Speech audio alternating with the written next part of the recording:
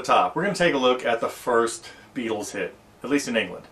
Worked out a little differently here in the United States. But a lot of their early songs are really basic, just with nice, I don't know, trimmed down arrangements, just a couple of chords. We have a three-chord song, but really 2 chords in the verse.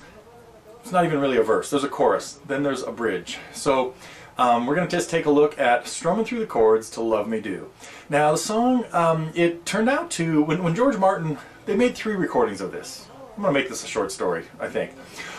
First recording had Pete Best playing drums, and he was not really good at keeping the beat all together. Pete, I hope he doesn't ever see this, but if you hear that recording, which is on Beatles Anthology 1, you can hear the original version with Pete Best. Then they did a later version with Ringo, and a later version with Andy White, who was a session drummer. Anyway, Andy Summers was doing something else at the time.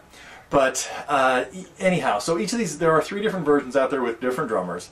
And, you know, again, I'm not going to go too far into the history of this whole thing. You can check this out on Anthology or on the complete BBC sessions. You can hear different versions of it as well.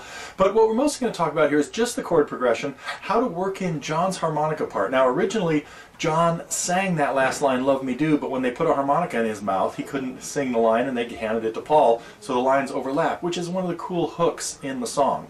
And that's where he sings Love Me Do, and right on Do, we hear the harmonica coming, little harmonica part. Now, we will talk, I only have a chart that has the chord progression, and I will talk, though, about playing some of the instrumental parts, like working out the harmonica part, like I just did right there, as the intro, and then also we'll even take a look at playing the bridge.